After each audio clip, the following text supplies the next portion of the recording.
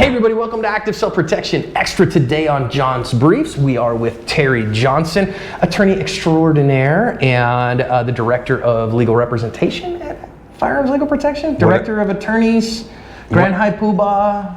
Just a guy. Goateed one. Just a guy. Okay, just a guy at Firearms Legal Protection. And today, we recently had a video on the main channel of a dude who beats the tar out of a teenager, a minor, who pointed a gun at him. And so today I want to talk about the legalities, or if there's any difference when you're defending yourself against minors. Now more than ever, you need trusted coverage to help you win the fight after the fight. The company I trust and recommend is Firearms Legal Protection. They offer discounts on all their plans at the link in the description.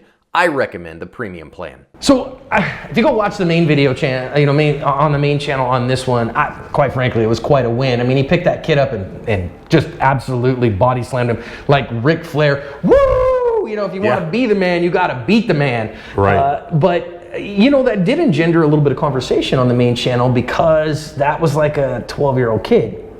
So is there a different legal standard because it's a minor? So here's my response to that. What did the 12-year-old kid do? Did the 12-year-old kid come and kick the guy in the shin?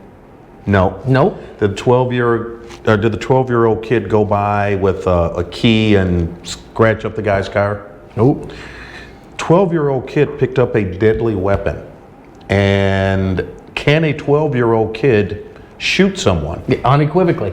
In this case, this 12-year-old kid picked up a gun, walked up to someone, pointed it at him. Mm-hmm. Knowingly, willingly. Was it negligently? No, not at all. So at that point, you're not a 12-year-old kid. You are someone that's looking to do great bodily harm. You're looking to kill me, or here in Arizona, do a forcible felony on me, right? So if you're in that position, then you're old enough to get an ass kicking. Yeah. That's the law according to Terry, because again,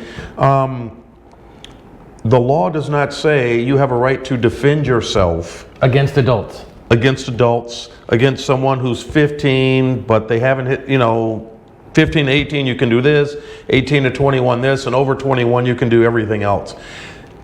This gentleman was defending himself, and quite honestly, I don't think anybody in their right mind would prosecute him for this, because again, this was not the actions of a 12-year-old. This was the actions of a criminal.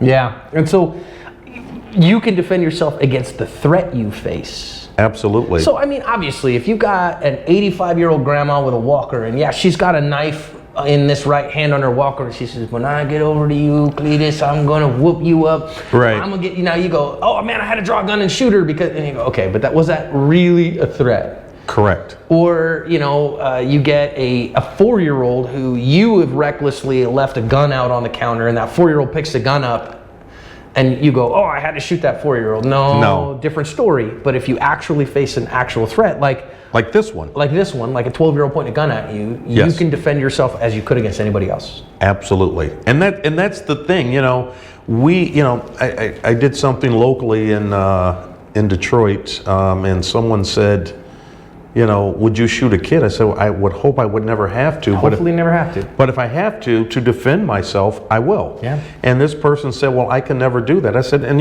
that's the line that you may draw. Mm-hmm. In some places, someone may say, hey, here's a 12-year-old kid. I can't do anything to this 12-year-old kid because he's 12. That's fine.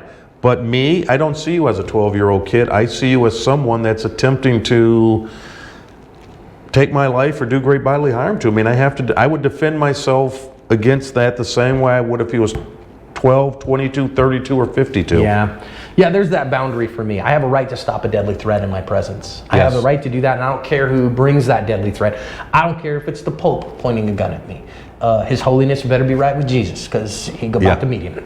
No, absolutely. And so, I think that we get that overblown idea. Now, I think after he takes the gun away from him, I think, he dumps the kid on his butt. He still has a gun on him, and okay, fine, I don't mind. You can dump the kid on his head. That might do him great bodily harm, but whatever. He could have drawn a gun and shot him.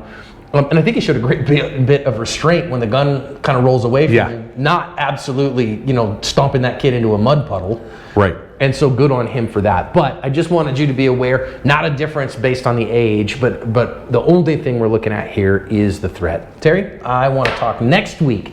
To me, there's a next week on this one, a second video on this particular incident, because those kids had recently been arrested for doing this very thing to other people. And so I want to talk about the justice system and how that happens.